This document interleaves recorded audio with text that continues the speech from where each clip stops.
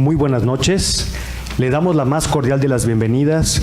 En este momento, siendo martes 8 de agosto a las 20 horas, continuando con la conferencia del mes de la medicina, tendremos hoy la conferencia Nuevos tratamientos en enfermedades problema, la conferencia Hepatitis C, a cargo de nuestro invitado el doctor Alejandro Montaño Loza, por lo cual le solicito a nuestro secretario licenciado José Gorgonio Ponce Rodríguez tenga a bien dar continuidad a la orden del día. Muchas gracias, señor vicepresidente. Efectivamente, el día de hoy se inició ya con el primer punto de la orden, que es de la apertura de la sesión, a cargo del señor licenciado Samuel Gómez Luna Cortés, primer vicepresidente. El punto número 2 es la presentación del presidium, que como se señaló, la preside esta noche el licenciado Samuel Gómez Luna Cortés. Está con nosotros el doctor Alejandro Montaño Loza, invitado y conferencista, y el de la voz, José Gorgonio Ponce Rodríguez, secretario general. Voy a hacer una brevísima presentación de nuestro conferencista, el doctor Alejandro Montaño Loza. Él es egresado de la Universidad de Guadalajara, especialidad de gastroenterología en Centro Médico de Occidente, del Instituto Mexicano del Seguro Social. Llevó una subespecialidad de endoscopía terapéutica en el Instituto Nacional de Ciencias Médicas y Nutrición Salvador Subirán en México, en Ciudad de México. Becado por la Organización Mundial, endoscopía digestiva, endoscopía terapéutica avanzada en el 2010, Clínica Alemana, Santiago de Chile.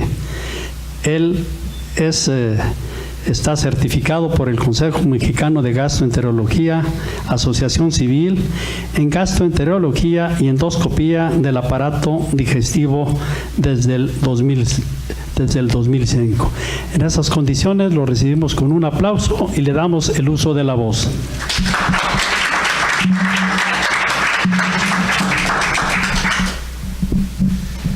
Muchísimas gracias a los miembros del Presidium y a la Benemérita Sociedad de Geografía y Estadística del Estado de Jalisco por la oportunidad de estar aquí esta noche con ustedes y pues tener esta charla y platicar un poquito sobre un tema tan importante y de relevancia como la hepatitis C. Y particularmente muchas gracias al doctor Mariscal por su amable invitación. Gracias. Bueno, muy buenas noches nuevamente, gracias por la invitación y yo creo que sin mayor preámbulo vamos a empezar la plática, vamos a tratar de hacer muy didáctica, amena y sobre todo que tratemos de aclarar las dudas e inquietudes sobre que ustedes puedan tener sobre el tema. Será nada más como preámbulo porque es información realmente vasta en cuanto a esta enfermedad y las nuevas opciones terapéuticas que hay, que quizás es donde nos vamos a enfocar un poco más. Bien, tenemos que hablar de algunas generalidades de qué es el virus de la hepatitis C para posteriormente adentrarnos en las nuevas opciones terapéuticas.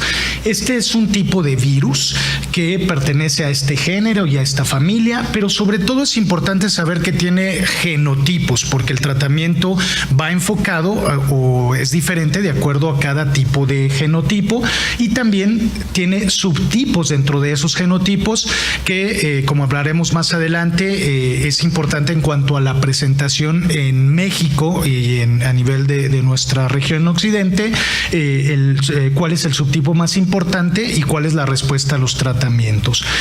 ¿Por qué hablar de hepatitis C? Es la infección crónica más común que se transmite por vía sanguínea y es la enfermedad hepática infecciosa que con más frecuencia causa daño hepático crónico, severo y la muerte. Un poco de estadística para adentrarnos en cuál es la situación realmente de esta enfermedad. Se calcula que hay alrededor de 3.2 millones de personas infectadas en Estados Unidos. Se calcula que puede ir desde el 1.5, 1.8 a 3% en el mundo, lo que hablaría de que hay alrededor de 180 millones de infectados en el mundo con hepatitis C. Y la importancia es que de esto, el número de pacientes infectados, un número tan grande como arriba del 85% van a desarrollar la hepatitis crónica. Esto quiere decir que, a diferencia de otras enfermedades virales, de otras hepatitis virales, el organismo por sí mismo solo se va a curar o va a resolver la enfermedad en un 15 a 20%. Todas las demás personas que adquieran la enfermedad van a desarrollar una enfermedad hepática crónica, y un porcentaje no despreciable van a desarrollar cirrosis en 20 a 30 años, y un porcentaje cercano al 5% de estos pacientes pues van a morir por las complicaciones de la cirrosis hepática o cáncer hepática. Esto representa cerca de 8,000 a 10,000 muertes cada año en Estados Unidos, y esto recalcado o remarcado, la gran mayoría no saben que tienen la infección, por lo tanto se diagnostica en etapas tardías o cuando tienen estas complicaciones, y retrospectivamente haciendo anamnesis o investigación pues se descubre que tienen una hepatitis C seguramente desde mucho tiempo antes. Estamos hablando que entonces cerca del 3% de la población mundial, alrededor de 185 millones de personas pueden estar infectadas, y puede haber personas infectadas con más de un virus. No es raro que tengan coinfecciones por los factores de riesgo para tener esta enfermedad, con hepatitis B, con VIH, y algunos, los menores, afortunadamente, con virus de hepatitis C, virus de hepatitis B e incluso virus de inmunodeficiencia humana.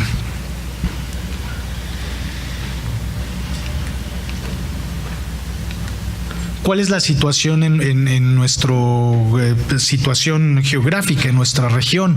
En América Latina, la prevalencia es alrededor de 1.23%, o cercano a los 10 millones. Si se fijan, es bastante parecido en varias regiones de Sudamérica o de América Central y de Sudamérica. En México se considera que es entre el 1.5 a 2% y representa el 33% de todas las cirrosis, o sea que es la principal causa, aunque esto va a cambiar y va cambiando con las nuevas terapias, de cirrosis hepática. Otro tema interesante, este es el porcentaje de pacientes diagnosticados, y vean el porcentaje de pacientes tratados, incluso en países considerados que tienen recursos vastos o importantes. En México se calcula que hay el 14% de pacientes diagnosticados, y de esto solo se trata menos del 1%. Estas estadísticas no son tan recientes, pero se veía que incluso en Estados Unidos, del número de pacientes diagnosticados solo se llega a tratar el 11%. En situaciones, como vamos a hablar, por la situación de problemas también de situación económica, financiera, pero sobre todo porque no se han diagnosticado y porque no se sabe que tienen la enfermedad. Únicamente algo de estadísticas de cuáles son las principales causas de muerte en México, y se mantiene o se ha mantenido estable desde el 2000, con un ligero incremento en la última cifra que tengo yo aquí del 2012 del Sistema Nacional de Información de Salud, en cerca de 28,000 muertes al año, secundarias a cirrosis y otras enfermedades crónicas del hígado. Y como hablamos, entre el 30 o 35% de estas causas es secundaria a la hepatitis C o está involucrada la hepatitis C. ¿Cuáles son las vías de transmisión de esta enfermedad, o qué es lo que tenemos a qué grupo de pacientes o de personas tenemos que investigar? Bueno, se transmite por contacto con la sangre. El uso de drogas intravenosas e intranasales probablemente sea lo que esté tomando más auge. Hay también transmisión vía vertical, aunque esta es menor, sobre todo si se sabe que la madre tiene la enfermedad. Hay maneras de prevenir la transmisión vertical.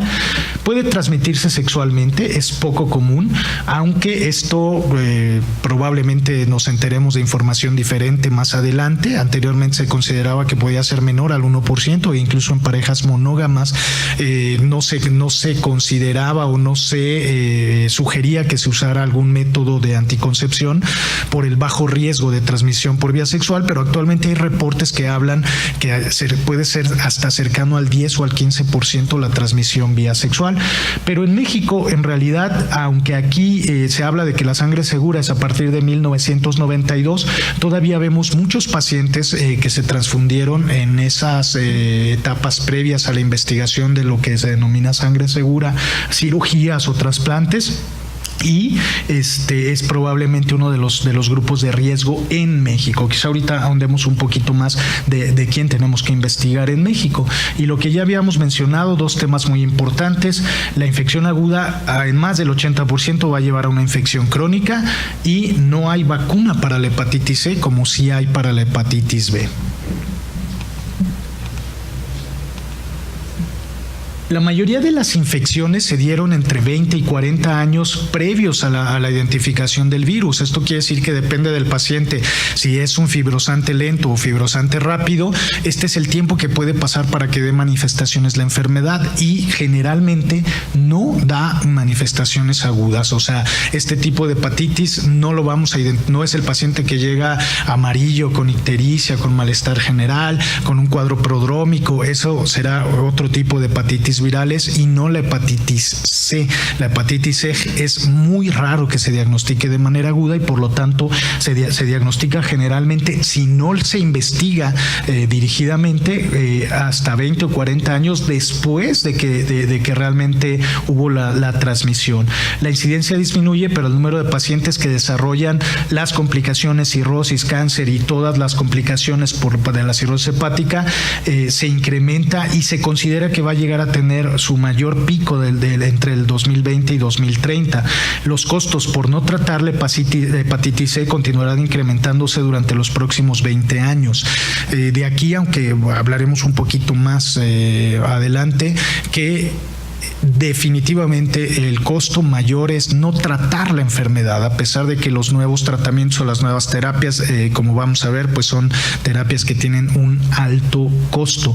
La Organización Mundial de la Salud habla de que en el 2030 se va a erradicar la hepatitis C del mundo, lo cual, como vamos a ver ahorita más adelante, es un poco complicado pensar que ese va a ser nuestro escenario en el país, pero bueno, hay situaciones alentadoras o prometedoras. Un par de diapositivas ejemplificando lo que platicamos. El 80% va a tener enfermedad crónica que va a estar compensada, y de ahí estos son los pasos en los cuales empieza a haber descompensación de la misma enfermedad. De la cirrosis es muy diferente. Nosotros tenemos datos clínicos bioquímicos y de la exploración y de la historia clínica que nos orientan a hacer una clasificación muy sencilla en si el paciente está compensado o descompensado. La sobrevida es muy similar a la de una persona sana aún en esta etapa, pero cuando empieza a ver esta situación, empieza a haber descompensación de la enfermedad, se desarrollan complicaciones como varices esofágicas, sangran esas varices, ascitis, que es líquido en el espacio peritoneal, desorientación por encefalopatía, ictericia, y llegan a esta parte, realmente todo cambia, y entonces la mortalidad es altísima. Y algunos ejemplos, realmente, bueno, este es un hígado o un esquema del hígado de lo que pasa en el esquema funcional del hígado, el hepatocito, la vena porta, los sinusoides, y lo que sucede es que de manera muy simple, pero el hígado es una especie de filtro para el organismo, y llega la sangre hacia el hígado, y el hígado se encarga, entre otras funciones, de purificar esta sangre, y luego tiene un retorno nuevamente hacia el corazón. Y cuando el hígado tiene esta estructura de fibrótica o cirrótica, hay grados de fibrosis y cirrosis, bueno, el hígado ya no, o la sangre ya no retorna por las mismas vías, y aumenta la presión en esta zona, que es la zona portal, la vena porta, produciendo un síndrome de hipertensión portal, y que entre muchas cosas puede causar la formación de colaterales o varices en el esófago para buscar que la sangre realmente fluya, ya que a través través del hígado de estas características ya no puede hacerlo de manera adecuada. Este es un hígado normal, parecido al de los animales que vemos en las carnicerías, y este es un hígado, o la diferencia con un hígado como el que mostraba el esquema, que por imagen se ve pues totalmente irregular, con nódulos de regeneración, con los nódulos, fibrosis, con cirrosis, y pues lógicamente empieza a ver todos estos cambios que mencionamos. Este es un acercamiento, creo que es la misma imagen, un hígado cirrótico, y la superficie cómo nos puede dar datos desde los estudios de imagen para ver que ya hay todos estos cambios y nódulos de regeneración. No es el estudio ideal para ver realmente la cirrosis hepática, pero se fijan, se ve así como se ve en la imagen, los bordes lobulados, y se ven algunos cambios en este caso con la superficie irregular, y aquí con los vasos que se veían también ahí en el esquema, colaterales, crece el vaso, hay esplenomegalia, y todos estos son datos de que la enfermedad pues ya está muy avanzada, y pues el mismo esquema donde la vena porta, por la hipertensión portal se crece el vaso, y hay las venas colaterales, sobre todo en esófago y en estómago. Y esto porque puede tener una presentación dramática. O sea, nosotros no puede, el paciente cuando lo conocemos, y eso sucede muchas veces, ya hablamos 20, 40 años después.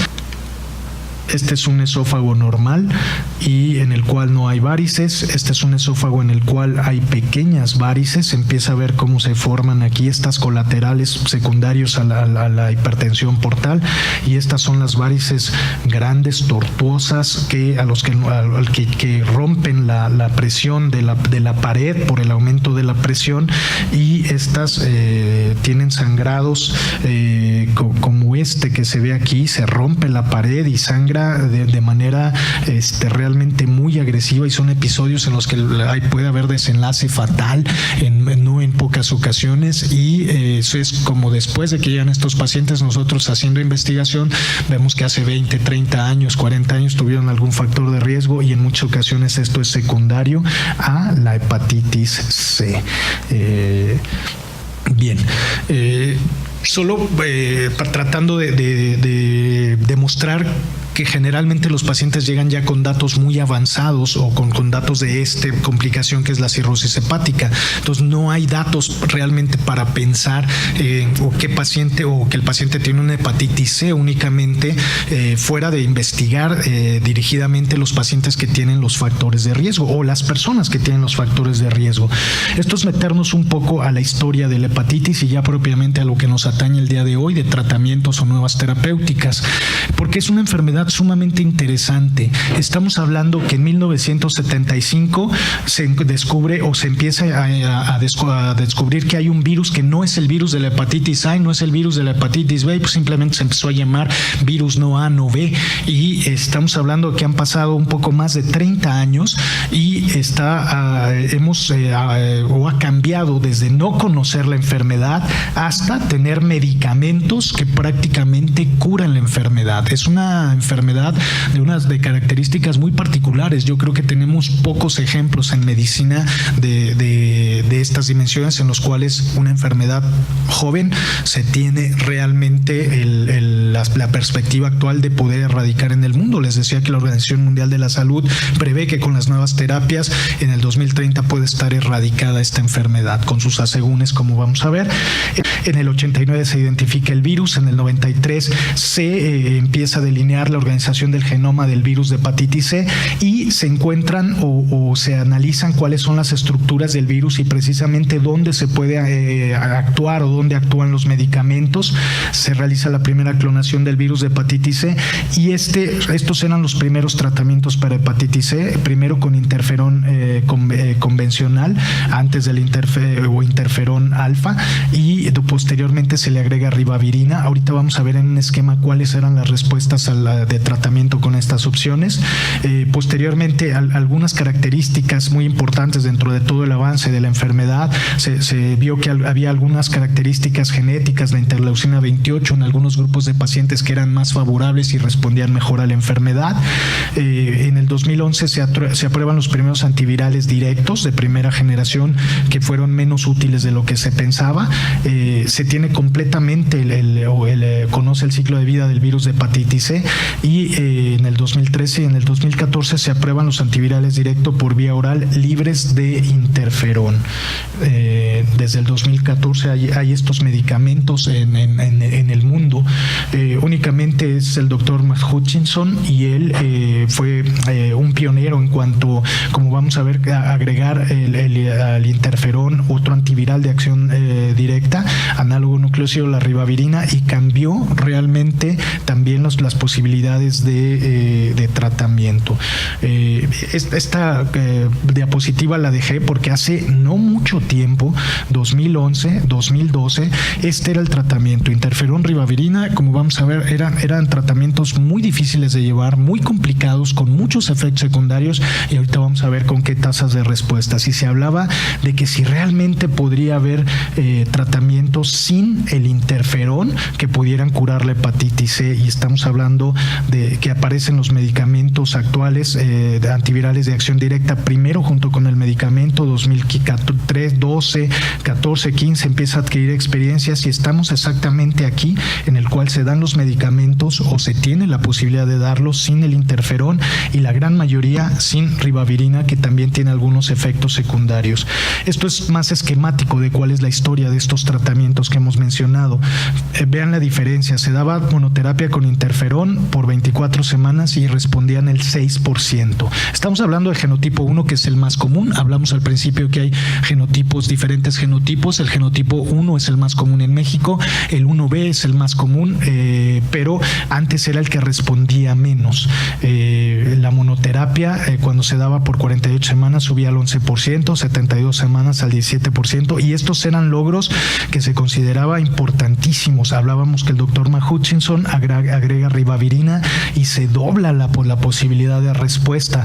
Posteriormente se le agrega o se pegila el interferón, que lo único que hace es que en lugar de dar 3 inyecciones a la semana, como era esto, con todos los efectos secundarios, fatiga, síntomas se llaman flu-like, similares al catarro, cefalea, anorexia, depresión, pérdida parcial del cabello, bajaba la hemoglobina, las plaquetas, o sea, citopenias, disfunción tiroidea, y un gran porcentaje presentaba estos efectos secundarios y decía: yo no quiero el medicamento, y se suspendía. Y otros, había riesgo, sobre todo por las citopenias, de continuarlo, y también el médico decidía suspenderlos. Se le agrega la molécula o se pegila el interferón, y entonces se alcanzan cifras de 42%. Esto hasta hace poco era la realidad en nuestro medio, en nuestro país. Las opciones de responder eran cercanas al 40%.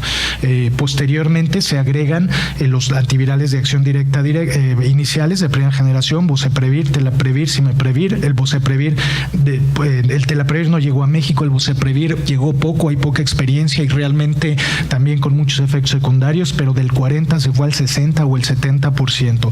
Y esta es nuestra realidad actualmente con y muchas otras opciones. Se puede curar la enfermedad en más del 95% de las veces con los tratamientos nuevos. Estos nuevos escenarios son una realidad. Orales, dosis única, menos efectos secundarios, respuesta viral cercana al 100%, aún en los que no respondieron a las otras terapias, que son pacientes difíciles de tratar. Los riesgos es que pueden generar resistencias y tienen interacciones medicamentosas con otros medicamentos, que en realidad esto se puede subsanar de manera muy fácil o muy sencilla. Hay páginas o bases de datos a nivel mundial, quizá la más utilizada es de la Universidad de Liverpool, donde te dice con qué medicamentos hay que tener cuidado con los nuevos antivirales de acción directa y las interacciones que puede haber. Se consideraba que este es el antiviral ideal: respuesta viral mayor del 90%, pangenotípico. Actualmente los que están aprobados son para genotipo 1, que es el más frecuente. Los dos que se adquirieron o que va a adquirir el Seguro Social aquí en México son para genotipo 1, pero sí va a haber, o hay ya, aunque no en el país, algunos que son para todos los genotipos, 2, 3, que también hay en México. Baja toxicidad ya existe, tolerabilidad, corta duración, hasta de 3 meses de tratamiento se cura, y alta barrera de resistencia. Pero el problema es aquí, la accesibilidad. Este es el problema que actualmente tenemos con estos medicamentos, y ahorita puntualizamos un poquito más. Estos son todos los medicamentos. Hablábamos de Boceprevir, Telaprevir, Visimeprevir, son de primera generación. Estos ya ni siquiera vienen en las guías o se indican. Todos estos y combinaciones de estos diferentes que actúan. Hablábamos de la estructura, que se conoce la estructura del RNA del virus, es la parte estructural, no estructural, y entonces estos medicamentos actúan exactamente en el sitio que se pretende que eviten algunos la replicación viral, y todas estas opciones tenemos. Se llaman inhibidores de proteasas, inhibidores de N5A por la porción del virus, e inhibidores de polimerasa NS5B, nucleótidos o no nucleótidos. Muchos nombres, pero ¿cuál es el panorama realmente? Los nuevos medicamentos han hecho posible la curación prácticamente de todos los individuos. Sin embargo, quedan algunos problemas pendientes. Platicábamos, la mayoría de los individuos no sabe que tienen la infección, entonces hay que hacer escrutinio. El acceso al tratamiento es restringido por su costo y los pocos médicos familiarizados con la enfermedad, y el alto costo de los nuevos medicamentos aprobados y la renuencia de algunos sistemas de salud y aseguradoras para pagarlos.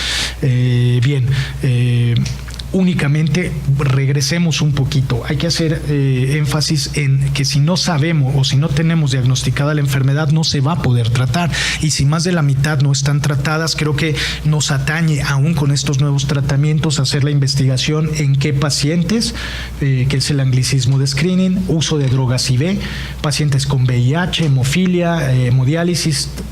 Este es quizá el grupo que a nosotros nos toca estudiar más, transaminasemia. Todo paciente que se elevan transaminasas, ALT, AST, hay que investigarlo. Si hay factores de riesgo, los que ya mencionamos más, pero si no, de todos modos, porque algunos a veces no sabemos el factor de riesgo, y se puede diagnosticar en etapas tempranas, antes de que pasen esos 20, 30 años y tengan la cirrosis, la hepatitis C, y también son candidatos a tratarse. Transfusiones antes de julio del 92, trasplantes antes de julio del 92. Los trabajadores de la salud somos un grupo de riesgo. Parejas sexuales, como hablábamos, aunque el riesgo es poco.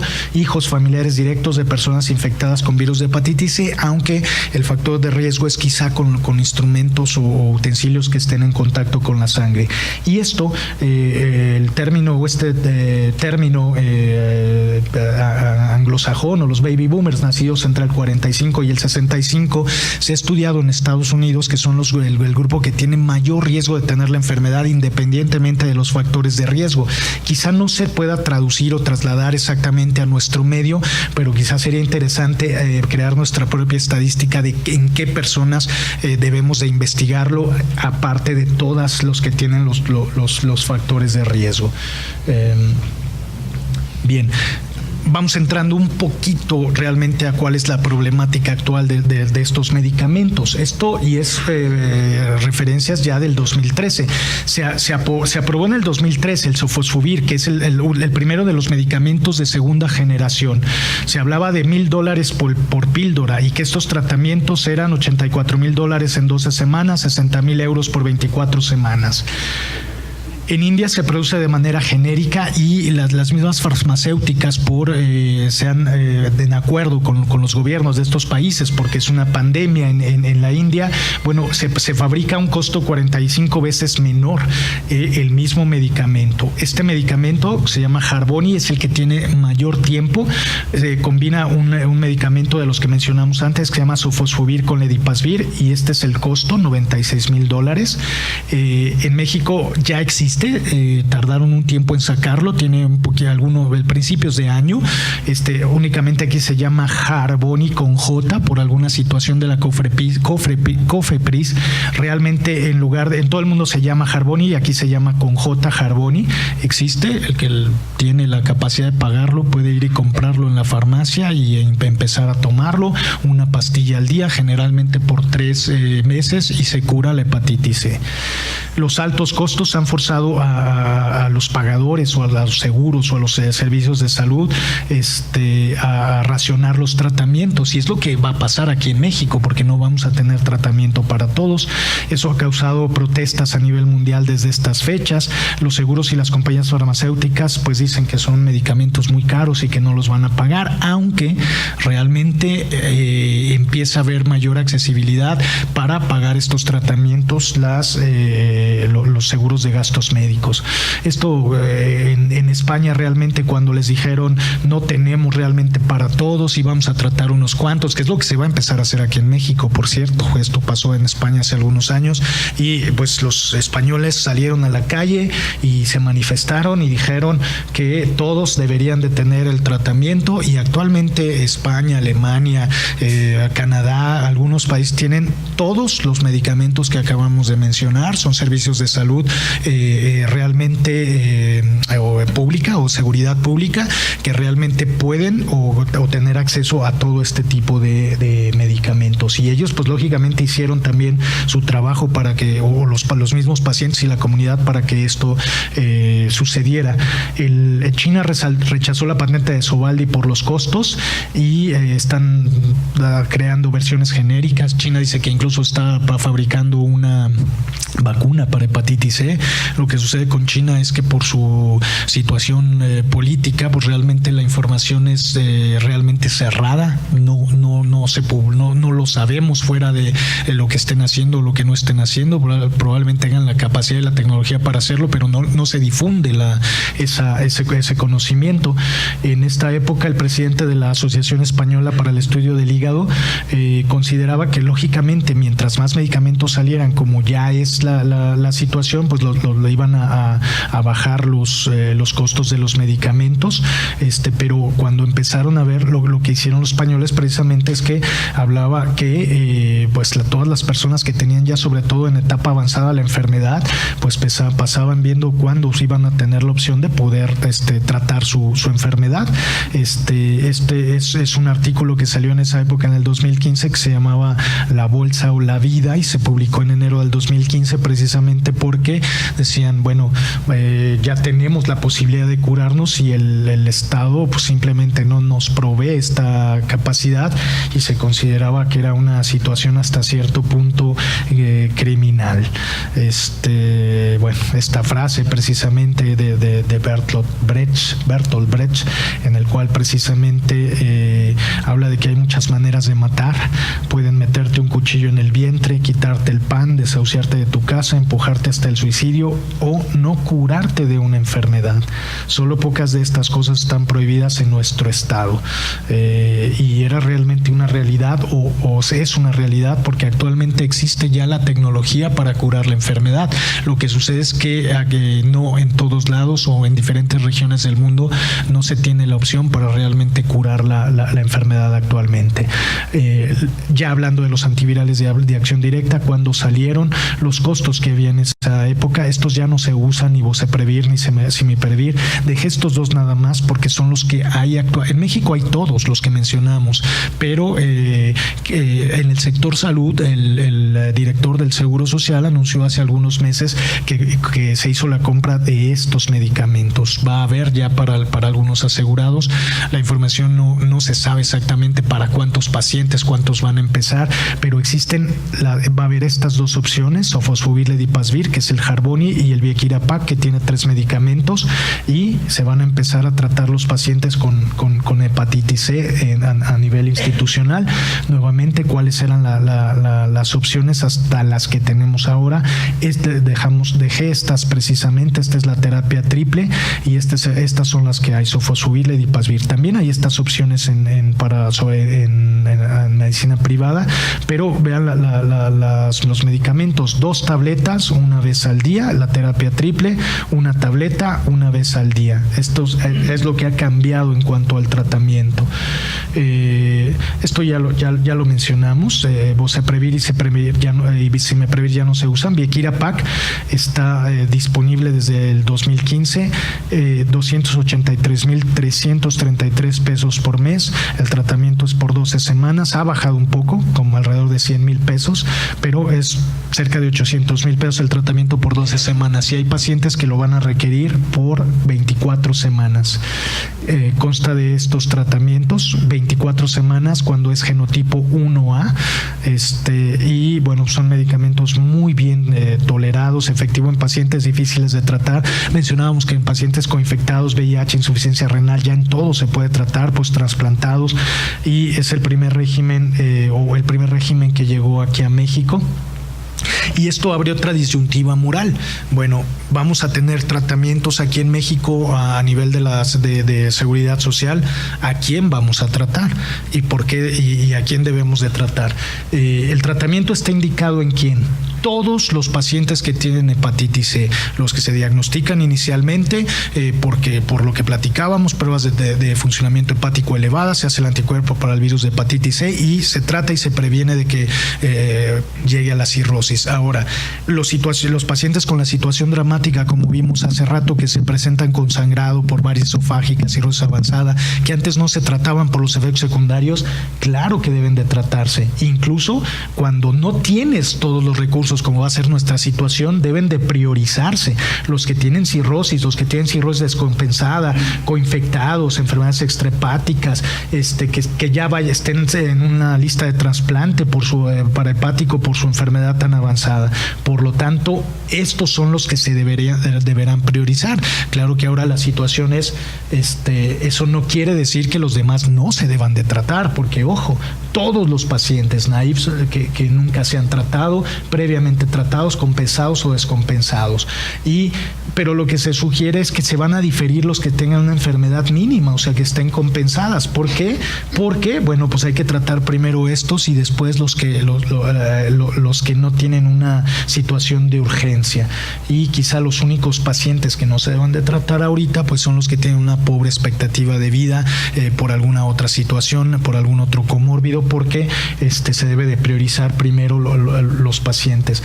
Estas son las últimas diapositivas para, si gustan, continuar con dudas, con inquietudes o con cualquier comentario, pero lo saqué del consenso del manejo de la hepatitis C de la Asociación Mexicana del Estudio del Hígado, que lógicamente se basan en guías también mundiales, la guía europea o la guía americana para el estudio del hígado, y es que todas estas terapias se tienen. Este es genotipo 1A, se es Gasoprevir con el Vipasvir, el Viekira Pak o triple D, el Harvoni, el Sofosbuvir con Daclatasvir y Sofosbuvir con Velatasvir.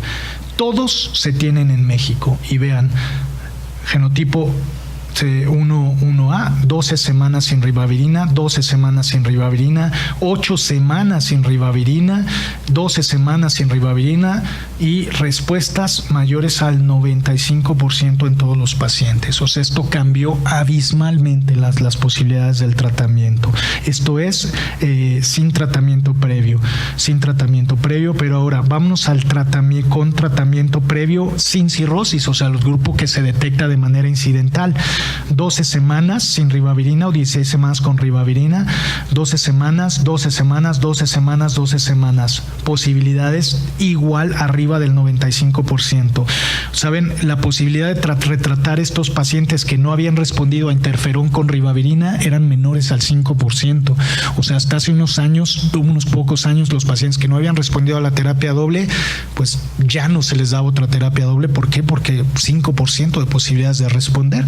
Y con estos que no habían respondido al tratamiento sin cirrosis, ahora ya tienen cirrosis, bueno, 12 semanas, esto sí, 24 semanas para esta terapia, que, o sea, lo cual va a aumentar los costos, 12 semanas, 24 semanas con esta terapia y 12 semanas, pero vean, lo mismo, o sea, ¿qué grupos van a responder? Todos, sin cirrosis, con tratamiento previo, descompensado, lo cual da un panorama totalmente diferente. Algunos esquemas de tratamiento para los pacientes de acuerdo al genotipo. Hablábamos que el genotipo 1A es el más común, esto es para el genotipo 1B, que son los mismos medicamentos. Este es el que va a haber en el Seguro Social, y todos con respuestas arriba del 95%, y lo mismo, sin cirrosis 12 semanas, con cirrosis pero sin tratamiento previo 12 semanas, sin cirrosis 12 semanas, y de aquí sí puede variar a 24 semanas, pero con terapias arriba del 95%. Genotipo 2, aunque no, genotipo 1B, esta es nada más la continuación, y el genotipo 2, que aunque no es el más común, bueno, aquí se combina el sofosbuvir, que es el primer medicamento que se combina, que viene en el Harvoni, con otros antivirales de acción directa como el daclatasvir o con ribavirina o con velapasvir, pero lo mismo, posibilidades de arriba del 95%. Entonces, nuevamente, ¿qué pacientes deberían de tratarse en México? Pues se supone que los que tienen mayor riesgo de descompensarse, ¿sí? Esos son los que deberían de tener mayor prioridad. Sin embargo, esto creo que ya los pacientes que han vivido décadas con la enfermedad y tienen la opción de curarse, bueno, pues realmente también tienen la oportunidad y sobre todo el derecho de tratarse. Existe la posibilidad de erradicar la enfermedad, pero bueno, también hay que enfatizar otra vez en programas para concientizar, prevenir el contagio y detectar todos los casos, y entonces poder realmente tener estadísticas o realmente saber tener mayor número de pacientes diagnosticados. Y son algunas puntualizaciones interesantes que quizá puedan servirnos para el debate ahorita. Estamos presenciando el final el principio del final de una enfermedad. Seguro nos puede tocar ver el principio del final de una enfermedad. Tratar también es prevenir, por lo tanto, las personas que tienen estos grupos de riesgo hay que hacer énfasis, y el objetivo debe ser un tratamiento libre ya del interferón. Actualmente quedan muy pocos pacientes tratándose con interferón, por lo menos dentro del Seguro Social, y todos los pacientes, todos que antes eran grupos especiales y no se les daba tratamiento, pueden ser candidatos a tratarse. Bien, creo que esta es repetir realmente qué es lo que vienen las demás conclusiones. Bueno, pues yo con esta diapositiva terminaría, y como ven, el panorama de la hepatitis C es muy muy interesante, pero también es complicado porque la realidad hasta el día de hoy, aunque el Instituto Mexicano del Seguro Social ha adquirido algunos tratamientos, todavía no se empiezan estos tratamientos, y creo que no hay una institución a nivel nacional que ya los tenga o se estén empezando a dar, y por lo tanto la cura existe, el tratamiento existe, pero los costos complican un poco la situación. Yo con esto termino. Si tengan alguna duda, algún comentario. Sí, se abre el espacio de preguntas. Mira, mi papá murió hace 41 años. Tuvo una hepatitis que no se sabía de cuál era. Yo no llegué a tiempo, así como para saber qué síntomas. Yo alguna vez platiqué con un doctor y dijo, debe haber sido la C la que le dio, pero él en 5 años falleció. Él era médico y ginecobstetra, y él se contagió solito, o sea, con una ginecóloga de una enfermedad. Se picó y me parece que fue contacto. No sé si me podría decir algunos síntomas. Sí, por supuesto. Yo creo que por esos antecedentes sí es muy probable que haya sido hepatitis C, porque el principal riesgo de contagio, como platicamos, es vía sanguínea, la sangre contaminada, y por las fechas que usted refiere, precisamente platicábamos que no se conocía que existía ese virus, incluso no se estudiaba, no se investigaba, y seguramente el tiempo en el cual se contagió pudo haber sido muchos años antes de que él tuviera las complicaciones, quizá 15, 20 años o más, porque eso depende de las características de cada paciente en particular, cómo reacciona el virus, pero platicábamos que el 80% no va a eliminar el virus y va a tener una hepatitis crónica, y un porcentaje similar va a generar cirrosis hepática y todas las complicaciones de la cirrosis hepática. El problema efectivamente es que no das datos de enfermedad aguda, no es una hepatitis aguda, o no se diagnostica como hepatitis aguda, sino que si no se investiga, que no se tenía esa información para investigarse anteriormente, porque simplemente por su actividad laboral tenía un grupo de riesgo, o estaba dentro del grupo de riesgo, más bien dicho, se da o se diagnostica la enfermedad ya con complicaciones de la cirrosis hepática, o sea, complicaciones propias de la hipertensión portal, sangrado por varices, encefalopatía, infecciones o complicaciones ya de una enfermedad avanzada, de una cirrosis hepática. Lo que me acuerdo es que se inflamaba mucho y no se desinflamaba el abdomen, y me faltaba mucho potasio, bueno, le daban como unos calambres muy fuertes. Son síntomas de cirrosis hepática, seguro era citis lo que tenía, y los calambres también son muy, muy frecuentes en los pacientes con cirrosis hepática.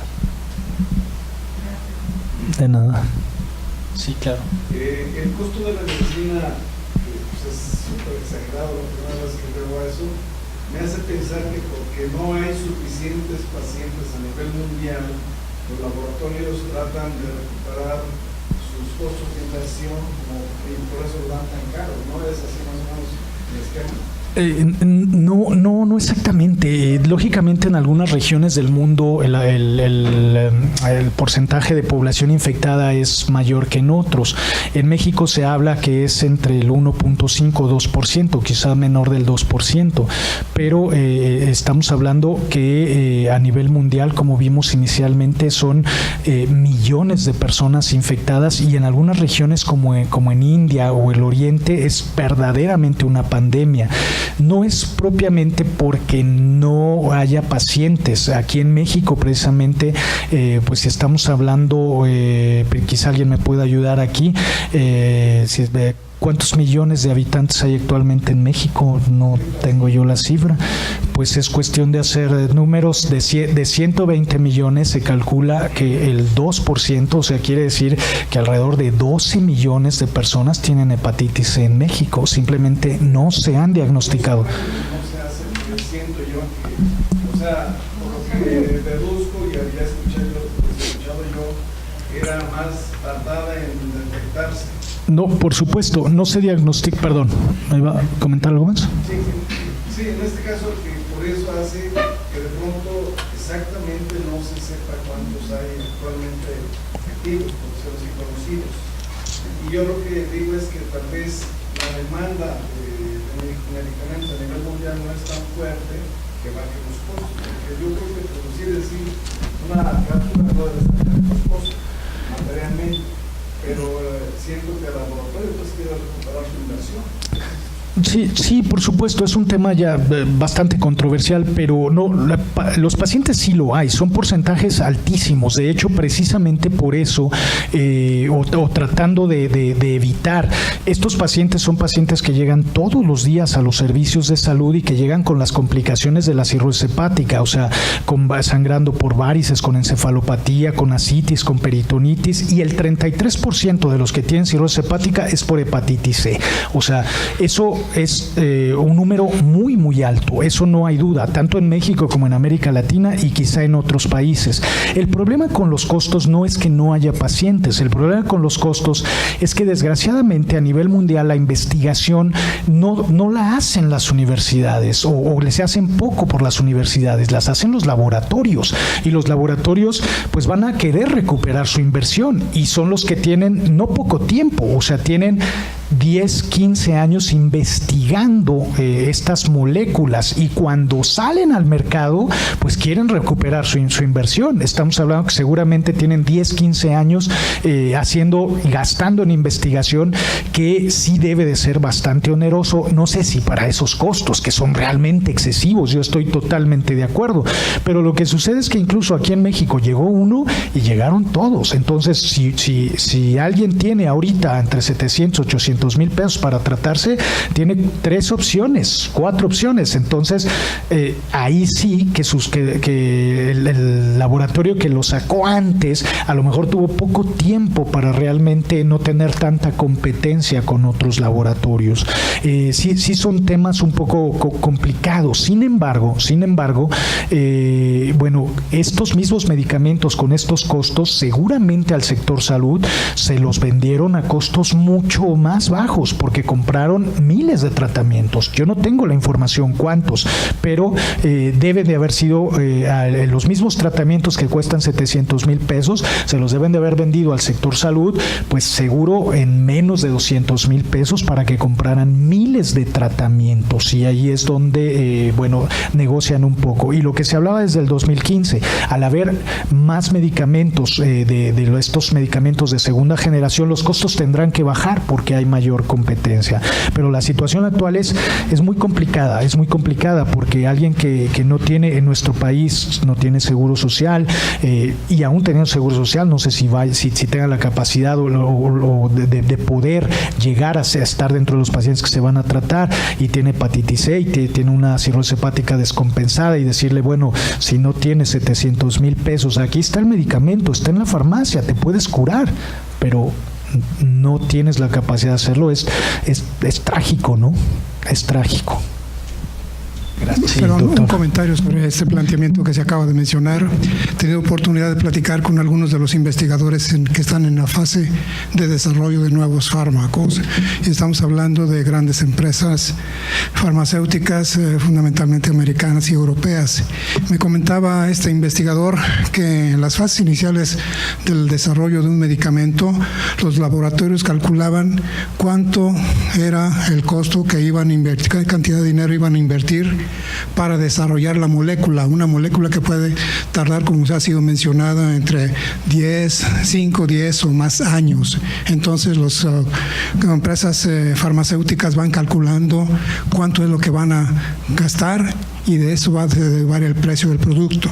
Actualmente ya no esa es la política. Me decía que actualmente se calcula que deben de pagarse los gastos del desarrollo de la molécula más el costo de la próxima molécula que van a desarrollar. Entonces el costo se vuelve doble, y por eso es que los medicamentos son cada día más caros. Y si como el caso de estos medicamentos contra la hepatitis C van acompañados del concepto de que vamos a curar la enfermedad, indudablemente que el costo va a elevarse mucho más todavía de estas condiciones. Evidentemente las empresas farmacéuticas son empresas, son fuentes de ingresos, son fuentes de economía, ¿no? Entonces se van a defender desde ese punto de vista. Gracias. No, al contrario, gracias por su comentario. Doctor, yo tuve la experiencia de una hija con hepatitis C hace 20 años. Ella todavía no había tanto medicamento, no sé. La cosa es que se propuso llevar una vida de orden, pero de un orden tan estricto en su vida, su alimentación, su manera de pensar, todo tiene que ver algo con su curación, porque ahorita es la más hermosa y la más sana de mis hijas, y se le diagnosticó hepatitis C, y de la más grave. ¿Se trató con alguna de las terapias previas o nunca? Probablemente sí se trató, desde luego sí se trató, pero no le daban esperanzas y ella dijo yo me voy a aliviar, pero lleva una vida que hermosa en pensamiento, palabra, obra, comida, todo, y está sana y bella.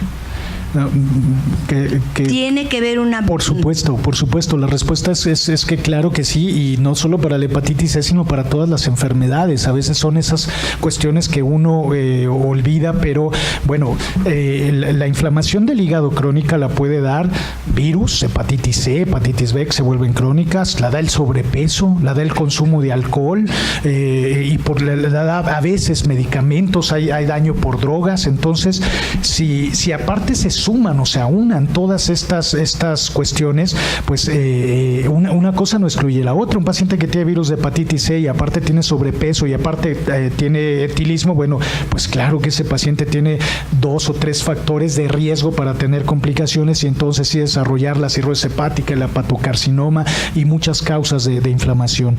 Caso contrario, como el de su hija, que tiene una buena alimentación, seguramente actividad física, y entonces evita la inflamación, ayudar, de una buena actitud y definitivamente evita la inflamación del hígado por otras causas, pues claro que influye. Y yo no sé si su hija en algún momento pudo haber sido o se le dio tratamiento con alguna de las terapias que mencionamos históricamente. No quiere decir que no funcionaran. Lo que sucedía es que, por ejemplo, un genotipo 2 que se daba interferón ribavirina, se podían curar cerca del 80%, dando el tratamiento por 6 meses, con todos los efectos secundarios que vimos, pero se curaban. Nosotros los tratamos durante muchos años. Genotipos 1 se curaban durante un año, se curaba el 40%. Lo que sucede es que de cada 10 se curaban 4, o si eran genotipo 2 se curaban 8. Lo que actualmente el panorama con estos nuevos medicamentos es que se van a curar 9.5, es difícil de imaginarse 9 y media persona, pero 95%, claro, de los pacientes se van a curar, y se van a curar los que tienen cirrosis hepática, y se van a curar los que están en una situación de cirrosis avanzada, y se van a curar los que están en una lista de trasplante, y se van a curar los coinfectados. El problema es que sea accesible, o estamos en la etapa que sea accesible para toda la población, porque problemáticas como la que planteó son totalmente reales. Nosotros apenas vamos a iniciar, me refiero a la situación, al país, a empezar con los tratamientos en el sector salud, y por supuesto que no va a ser suficiente, Muchas gracias. ¿Regalan? Sí, nada más quería preguntarle, ¿no hay algún síntoma que se pueda detectar en una etapa muy inicial para que no se complique el tratamiento? Desgraciadamente no hay síntomas de la enfermedad de manera aguda, no se diagnostica como enfermedad aguda. No, eso sí, pero no es que se deba de hacer exámenes directos para hepatitis en toda la población, porque eso definitivamente no es costo efectivo, y porque ahorita estamos hablando de hepatitis C, pero si mañana hablamos de otra enfermedad, pues también hay exámenes para hacerse. Pero si hablamos de enfermedad celíaca, pues también hay otros exámenes muy específicos, y es depende del porcentaje. Entonces, porque si estamos hablando que es del 2% de la población, 1.5 a 2%, si nosotros tenemos esos factores de riesgo, transfusiones, cirugías, uso de drogas intravenosas o drogas nasales, piercings, tatuajes, somos trabajadores de la salud, claro que hay que hacerse, pero no el anticuerpo para el virus de hepatitis C. Hay que hacerse pruebas de funcionamiento hepático, como chequeo general, y más aún, todo mundo como adultos, lo ideal es que tuviéramos exámenes generales, y dentro de los exámenes generales, cada 6 meses a un año, una determinación de ALT, aminotransferasa de alanina, y AST, aminotransferasa de aspartato, hablan de manera muy general del funcionamiento del hígado, y si están normales, listo. Si están elevadas, hay que ver cuál es la causa. Es mucho más probable que se pueda tener un hígado graso por sobrepeso, o que sea una hepatitis C, pero se tiende que si salen elevadas las transaminasas, se puede hacer el anticuerpo para el virus de hepatitis C. Se debe de hacer, que era lo que veíamos en la diapositiva, o sea, pacientes que tienen elevación de transaminasas o los que tienen el factor de riesgo. Pero creo que sí, todo el mundo deberíamos de hacernos en edad adulta pruebas de funcionamiento hepático como chequeo general. Salen normales, hasta ahí llegó la investigación. Salen elevadas, ahí sí se deben de hacer anticuerpos para virus de hepatitis C, entre otras. Sí, aunque ahí le van a hacer muchas más que no son tan útiles, pero AST o ALT, porque todo lo que son las baterías de exámenes a veces son un poco exageradas, pero sí, pruebas de funcionamiento hepático y pues lo esperado es que salga todo normal. Muchas gracias al doctor Alejandro Montaño Loza por habernos compartido esta importantísima e interesante conferencia sobre hepatitis C. La Benemérita Sociedad de Geografía y Estadística del Estado de Jalisco, institución científica y cultural instalada el 27 de septiembre de 1864, otorga el presente reconocimiento al doctor Alejandro Montaño Loza por su brillante participación en las actividades organizadas por la Academia de Ciencias de la Salud de esta institución con la conferencia Hepatitis C, dentro del mes de la medicina, nuevos tratamientos en enfermedades problema, misma que se llevó a cabo en las instalaciones de nuestra casa sede, cumpliendo así con el objetivo fundamental de esta benemérita institución, que desde su fundación ha sido el estudio y la divulgación de la ciencia y la cultura. Guadalajara, Jalisco, a 8 de agosto del presente, y firman el secretario general, licenciado José Gorgonio Ponce Rodríguez, nuestro presidente, el doctor Silviano Hernández González, asimismo como el coordinador de la academia, el doctor Ignacio Mariscal Ibarra. Doctor, muchísimas gracias. Muchas gracias.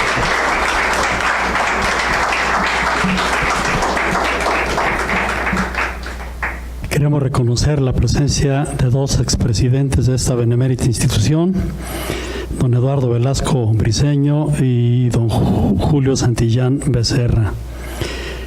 El próximo martes 15 de agosto a las 20 horas en esta casa sede, dentro del mes de la medicina, se tratarán nuevos tratamientos en enfermedades problema. Conferencia La fragilidad y el paciente senil, a cargo de nuestros invitados, el doctor Francisco Javier Saldaña Romero y el doctor Iván Ademar Gutiérrez Castañeda. Y como es costumbre, para seguir haciendo preguntas y comentar, los invitamos a un convivio. Y solo nos resta pedirle al señor vicepresidente que haga la clausura de esta solemne sesión académica. Muchas gracias. Siendo las 21 horas con 10 minutos, damos por concluidos los trabajos de esta noche. Muchas gracias. Que tengan buena noche.